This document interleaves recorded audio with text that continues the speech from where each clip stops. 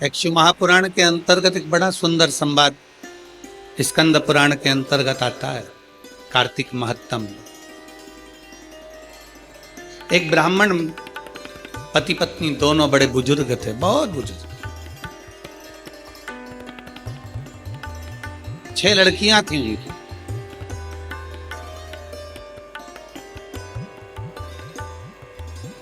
चार लड़कियों की शादी हो गई, 2 कुंवारी रही। अब 2 लड़कियां कुंवारी हैं, 4 का विवाह हो गया, अपने अपने घर पहुंच गई।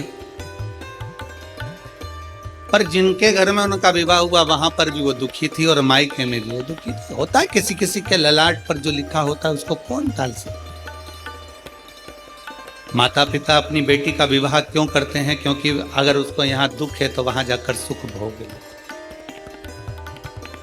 अगर यहाँ तकलीफ की जिंदगी उसने जी है तो वहां जाकर उसको अच्छी जिंदगी मिल जाए। माता पिता तो ये विचार करते। पर कई बेटियों की जिंदगी में मायके में भी दुख होता है तो ससुराल में भी दुख होता है। अब किससे कहे? तो शिव महापुराण की कथा कहती है, स्कंद पुराण कहता है कि ब्राह्मण ब्राह्मणी बुजुर्ग हैं, उनकी 6 लड़कियां हैं, 4 लड़कियों का विवाह हो गया पर वो चारों भी सुखी नहीं है। अब किसके पास जाए? माता पिता तो शंकर के मंदिर के बाहर बैठकर थोड़ी सी भिक्षा मांग लेते हैं, भिक्षा में आटा चावल मिल जाता है, थोड़ी सेवा कर लेते हैं भगवान की, और उस आटा चावल को जो मिलता है तो ब्राह्मण भी इतने विचित्र हैं वो पति पत्नी कि जो भिक्षा में मिलता है शंकर जी के मंदिर में शाम को पहुंचते हैं प्रदोष काल में, और प्रदोष काल में शिव जी के मंदिर में पहुंचकर उस भिक्षा के हिस्से कर देते हैं, और हिस्से भी करते हैं तो 5 हिस्से। अब प्रदोष काल में मंदिर में गए और मंदिर में जाकर जो भिक्षा मिली, आटा मिला, चावल मिला, शक्कर मिली, गुड़ मिला, जो भी सामग्री मिली, जो भी पदार्थ मिला, उसके 5 हिस्से कर दिए। 5 हिस्से क्यों? एक शंकर भगवान को दे देते हैं, दूसरा वो पीपल के वृक्ष के नीचे जाते थे तो एक हिस्सा पीपल का निकाल देते हैं, दूसरा वो आंवले के वृक्ष के नीचे जाते हैं तो एक हिस्सा आंवले का निकाल देते हैं, और तीसरा चौथा हिस्सा वो ले जाकर बेलपत्री के वृक्ष का निकाल देते हैं, और 5वां हिस्सा स्वयं का रख लेते हैं। 3 वृक्ष का हिस्सा हो गया, एक शंकर जी का हिस्सा हो गया, और 5वां हिस्सा स्वयं का हिस्सा। अब थोड़ा सा तो भिक्षा मिला, थोड़ी सी भिक्षा मिलने पर भी, अब इतनी सी भिक्षा प्राप्त होने के बाद, इतनी सी भिक्षा मिलने के बाद अगर वो थोड़ा सा एकत्रित कर कर ले भी गया, और घर में 6 बेटियां, पति पत्नी, 8 लोगों का परिवार, उसमें से 4 का विवाह भी हो गया, तो 2 बेटी और 2 माता पिता कैसे गुजारा हो? कैसे गुजारा? विचार किया। आपका काम है शंकर के मंदिर तक जाना, आपका काम है शिवालय तक जाना, आपका काम में अपना जो है उसमें से कुछ अंश शिव को दे देना, ये आपका कार्य है। अब शिव का क्या कार्य है? वो शंकर जाने। शंकर भगवान के मंदिर में गए दोनों बुजुर्ग, बूढ़े ब्राह्मण ब्राह्मणी, और भगवान शंकर के मंदिर में 5 हिस्से कर दिए। 5 हिस्से कर कर एक हिस्सा शिव का छोड़ा, पीपल के वृक्ष के नीचे गए, दूसरा हिस्सा पीपल के वृक्ष के नीचे दिया, तीसरा आंवले के वृक्ष का नीचे दिया, चौथा बेलपत्री के वृक्ष के नीचे दिया, और 5वां जो हिस्सा थोड़ा सा आटा चावल जो भी मिला होगा उसको अपनी 2 बेटियां और स्वयं बड़े प्रेम से पा लेते। कभी कभी नहीं भी मिलता तो वो कैसे? किससे कहें? वो 4 बेटियों का विवाह करे, वो भी दुखी, किससे जाकर कहे? किससे विनय करे? शिव महापुराण की कथा कहती है, जब एक लड़की का विवाह हो जाता है और वो अपने ससुराल पहुंच जाती है, और ससुराल में पहुंचने के बाद जब वो देवाधिदेव महादेव को 1 लोटा जल चढ़ाती है तो वो लड़की का चढ़ाया गया, बहू का चढ़ाया गया, बेटी का चढ़ाया गया जल, 1 लोटा जल वो साधारण नहीं होता। पुरुष जब शिव पर जल चढ़ाता है तो उसका खुद का कुल तरता है, पर घर की बहू, घर की स्त्री, घर की माँ, घर की बेटी जब शंकर भगवान को जल चढ़ाती है तो उसमें से आधे जल का हिस्सा उसके मायके वालों को मिल जाता है और आधे हिस्सा उसके ससुराल वालों को मिल जाता है। दामोदर मास की कथा, कार्तिक मास की कथा कहती है, बेटियां दुखी होकर, उनको नहीं मालूम था कार्तिक का महीना था, दामोदर मास था, बेटियां आज अपने पिता के घर आ गई। पिता के घर आती और पिता के घर में बेटियों ने, 4 बेटियां आकर निवास करने लगी। पिता की आंख में जले, मैं क्या दूं इनको? अभी तो मेरे पास में इनको देने के लिए भी कुछ नहीं है, मैं इनको क्या प्रदान करूं? कार्तिक का महीना, दामोदर मास, दोनों बुजुर्ग माता पिता ने स्नान करना प्रारंभ किया। कार्तिक का स्नान करते, शिव के मंदिर में जाकर सेवा करते, चाकरी करके दोनों पति पत्नी कुछ भिक्षा के लिए बैठ जाते। बैठते भिक्षा के लिए जो मिलता लेकर 5 हिस्से कर घर पहुंच जाते। अब 5वां हिस्सा होता भी इतना सा कि एक गासा मतलब एक कोरा रोटी का टुकड़ा या इतना सा चावल मुख में पहुंच जाए। अब 8 लोगों का परिवार और फिर कुछ प्राप्त हो जाए, बड़ा मुश्किल। आज बूढ़ी मां ने, बुजुर्ग ब्राह्मणी ने अपने पति से कहा, सुनो, 4 बेटियां घर में आई हैं और 2 बेटियां घर में हैं। मैं बेटियों का चेहरा देखकर लगता है कि बेटियों को तकलीफ बड़ी बहुत। घर का पिता और घर की मां एक ऐसी होती है जो घर में रहने वाली बेटियों का, घर में रहने वाले बेटों का, घर में रहने वाली बहुओं का, घर में रहने वाले पोता पोती का मुख देखकर जान जाती है कि इसको क्या तकलीफ। हम किसके दरवाजे पर जाएं? बुजुर्ग माता पिता ने विचार करा, बूढ़ा बूढ़ी ने विचार करा, हम करें तो करें क्या? विचार करते करते आंखों में जल भर गया। बेटियों का भरण पोषण कैसे करा जाएगा, बेटियों के लिए क्या करा जाएगा? दोनों पति पत्नी चले रोते रोते, नेत्रों में जल भरते हुए। पति ने कहा, चिंता मत करा। 5वां हिस्सा लेकर जा रहे थे और सारे वृक्षों के नीचे हिस्सा देते हुए चले जा रहे थे। दामोदर मास था, कार्तिक का महीना था। आज पत्नी के मुख से निकल गया, थोड़ा सा घी आया हुआ है, एक काम करते हैं, 5 जगह इस घी का हिस्सा करना है, तो भगवान के मंदिर में दीप लगा देते हैं। पति ने कहा, घी तो आया है पर कपास नहीं है। पत्नी ने अपने तन की साड़ी को फाड़ लिया। ब्राह्मणी ने तन की साड़ी को फाड़ कर बाती बनाकर एक शंकर जी के मंदिर में लगा दिया। दूसरी बाती उसने भगवान पीपल देव के नीचे लगा दिया और तीसरी बाती उसने आंवले के वृक्ष के नीचे लगा दिया और चौथी बाती उसने बेलपत्र के वृक्ष के नीचे लगा दिया। 4 बाती शिव महापुराण का स्कंद पुराण कहती है, ब्रह्म वैवर्त पुराण कहती है, हमारा शास्त्र कहता है, कुर्म पुराण कहती है, विष्णु पुराण कहती है कि पीपल का वृक्ष, बेलपत्री का वृक्ष और आंवले का वृक्ष, शास्त्र कहता है कार्तिक के महीने में इन 3 वृक्ष की जड़ में स्वर्ग स्वयं आकर निवास करता है। स्वर्ग स्वयं आकर निवास करता है। इन 3 वृक्ष की जड़ में स्वर्ग स्वयं आकर विराजमान करता है। और चौथे नंबर पर कहा गया कि जहां तुलसी का पौधा होता है, कार्तिक के महीने में तुलसी के पौधे की जड़ में गोलोक धाम आकर निवास करता है, स्वयं भगवान कृष्ण का धाम आकर निवास करता है। पति पत्नी विचार करते हुए साड़ी को फाड़ते, बत्ती बनाते, घी में डुबोते, दीप लगाते चलते जाए। जैसे ही शंकर के मंदिर में दीप लगाया, चिंता भगवान शंकर को हो गई। शिव जी ने इशारा करा पीपल देव को, जिसमें 52,000 ब्राह्मणों का वास होता है। पीपल देव को इशारा कर कर जैसे ही पहुंचे, पीपल के वृक्ष में से एक लड़की निकलकर बाहर आई, काका मुझे तेरे साथ चलना। इतने में पत्नी पति से कहती है, अपने घर में 6 लड़कियां पहले से, कैसे लेकर जाएं इसको? पति कहता है, देख वो उसका कोई नहीं है, पीपल के पेड़ के नीचे बैठ के रो रही है, ले जा। पत्नी ने हाथ पकड़ा, आगे बढ़े, आंवले के वृक्ष के नीचे पहुंचे। जैसे ही आंवले के वृक्ष के नीचे पहुंचकर जैसे ही उन्हें दिया लगाया और दीप जैसे ही लगाया, इसलिए अब तीनों आंवले के वृक्ष के नीचे गए, वहां पर भी गए, दिया लगाया। दिया लगाते से ये कन्या वहां पर प्रकट हो, काका हमें आपके साथ चलना है।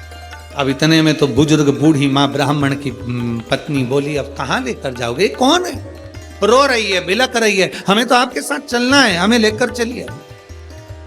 ब्राह्मण ने कहा, अब ये रो रही है, कोई भी इसका नजर नहीं आ रहा है, इसको भी ले लो, लेकर चल दिया। ब्राह्मणी चिढ़कर बोली, घर में पहले से 6 बेटियां बैठी हैं, 2 और हो गई, कितनी हो गई? 8, और पति पत्नी 10। पति ने हाथ पकड़ाया पत्नी को, फिर आगे बढ़ गए। बढ़ते बढ़ते सीधे बेलपत्र के वृक्ष के नीचे पहुंच गए। अब तो बेलपत्र के वृक्ष के नीचे दिया लगाने ही वाले थे, इतनी देर में ब्राह्मण ने अपनी ब्राह्मणी से कहा बिल्कुल मतलब, बिल्कुल मतलब। हो सकता है तू दिया लगाए और दीप लगाए और लड़की आ जाए, तो तू दीप मत लगा, दीप लगाए मत। बस ब्राह्मण और ब्राह्मणी दोनों बैठकर वहां पर दिए को ऐसे ही छोड़कर आगे बढ़ने लगे। इतने में ब्राह्मण की 6 लड़कियां घूमती घूमती अपने पिता और माता को ढूंढती ढूंढती आ गईं। बेलपत्री के वृक्ष के नीचे पहुंची, देखा दीप रखा हुआ है पर कोई जलाकर नहीं गया है, क्यों ना अपन इसको जला देते। 6 बेटियों ने मिलकर उस दीप को प्रज्वलित कर दिया। जैसे ही दीप प्रज्वलित करा, एक लड़की वहां प्रकट हो गई और प्रकट होते से कहा, जीजी ओ जीजी, मेरे को तुम्हारे साथ चलना है, मेरा कोई नहीं है, मुझे लेकर चलो। अब तो 6 लड़कियों ने विचार करा, पिताजी इतना सा तो भात लेकर आते, उसमें एक एक गासा सबको मिल जाता। पिताजी थोड़ा सा भाग लेकर आते हैं, सबको इतना इतना सा मिल जाता है। और मालूम पड़े ये एक और बढ़ जाएगी तो 6 और 1 हम 7 हो जाएंगे। तो लड़कियों ने एक कहा कि देख भाई, हमारे पास में तो वैसे ही खाने का कुछ भी नहीं है। इतने में वो कन्या जो बेलपत्री के वृक्ष के नीचे से प्रकट हुई, उसने कहा, जी मुझे कुछ खाने को मत देना, मैं तुम्हारे सारे कपड़े भी धो दूंगी, बर्तन भी मांज दूंगी, तुम्हारा भोजन भी बना दूंगी, तुम जैसा बोलोगे मैं वैसा कर दूंगी। उसमें एक बहन बड़ी चतुर थी, उसने विचार करा, चलो अच्छा है, घर का काम करेगी। अभी अपन सब मायके से भी आए हैं, फैलारा ज्यादा है, काम बहुत सारा है, करेगा कौन? माँ दुखी है, पिता दुखी है, तो यही करेगी। हाथ पकड़ा ले गए। अब तो चलती चलती वो लड़की बोली, मेरे तो पांव दुख रहे हैं, मुझसे चलता नहीं बने। तो उसमें से एक चिल्ला के बोली कि तुझसे चलता नहीं बने तो तू आई क्यों? जा वापिस जा। नहीं, मेरे को तुम कंधे पर बिठा लो, मैं आराम से चली जाऊंगी। अब इनको क्या मालूम था, बताओ, हम तो अच्छे के लिए लेकर गए तो ऊपर से कंधे पे चढ़ गई। अब उसको कंधे पर बिठा लिया, उसने लहंगा इधर पीछे कर दोनों पांव लटका कर कंधे पे बैठ गई और चोटी पकड़ ली जीजी की। और चोटी पकड़ते पकड़ते बड़े प्रेम से जो पहुंची, आवाज लगाया, पिताजी पिताजी पिताजी। जो पिताजी बाहर आकर बोले, क्या हो गया बेटा? किसकी बेटी को लिया सिर पर बिठाकर, कंधे पर बिठाकर? अरे पिताजी, एक दिया रखा था बेलपत्री के वृक्ष के नीचे, हमने सोचा कौन रखकर चले गया, जलाकर। अब तो पिता को लगा, उन्होंने ब्राह्मणी को बुलाया, देख वो मैंने मना करा था दिया मत जला, और दिया जलाया और वो आई। अब ये देख, अंदर जाकर बेटियों ने देखा तो 2 तो पहले से बैठी थी, एक साथ में आ गई। कितने हो गए? सब मिला के 11। अब 11 की 11 एकत्रित हो गए। अब बेटियां बड़ी भूख से व्याकुल, अन्न का भाग नहीं, थोड़ा सा करें तो करें क्या। इतने में पीपल के वृक्ष के नीचे से जो बेटी निकली, आंवले के वृक्ष के नीचे से जो बेटी निकली, बेलपत्र के वृक्ष के नीचे से जो बेटी निकली, ब्राह्मण पिता ने और ब्राह्मणी ने दोनों ने मिलकर उन तीनों का नाम पावनी लक्ष्मी रख दिया। कौन सी लक्ष्मी? पावनी। पावनी का मतलब जानते हो? पावनी का मतलब होता मेहमान। कौन सी लक्ष्मी है? पावनी लक्ष्मी, मतलब हमारे घर में मेहमान बनकर कोई लक्ष्मी। अब ब्राह्मणी ने पूछा कि इनका नाम क्या रखे, तो क्या रख दो पावनी लक्ष्मी। अब इन्होंने नाम रख दिया पावनी लक्ष्मी। अब तीनों को नाम पावनी लक्ष्मी। अब एक ने कहा, जो पीपल के वृक्ष के नीचे से निकली, मैं जाती हूँ अभी भोजन बनाती हूँ। तो इतने में ब्राह्मणी आंख में आंसू भरकर बोली, बेटी तू इतनी सी तो रखी है, भोजन क्या बनाएगी? कुछ भी तो खाने का नहीं है। अपन एक काम करेंगे, कल भिक्षा मांग कर लाएंगे तब बनाएंगे। इतने में लक्ष्मी ने उसी समय, पावनी लक्ष्मी बोली, माँ तू तो बर्तन बता दे, बर्तन कहाँ रखा है, बस बर्तन बता, मैं बना दूंगी। तो बनाएगी क्या? अन्न हो घर में तो बनाएगी ना। अरे माँ तू बता तो सही, तू मुझे बता कहां रखा है। तो इतने में ब्राह्मणी ने पूछा, घर में अन्न नहीं है तो तू देगी क्या? इतने में पावनी लक्ष्मी ने कहा, मां एक बूढ़ा बूढ़ी पीपल के वृक्ष के नीचे आते थे, अपने अन्न का एक हिस्सा रख कर जाते थे।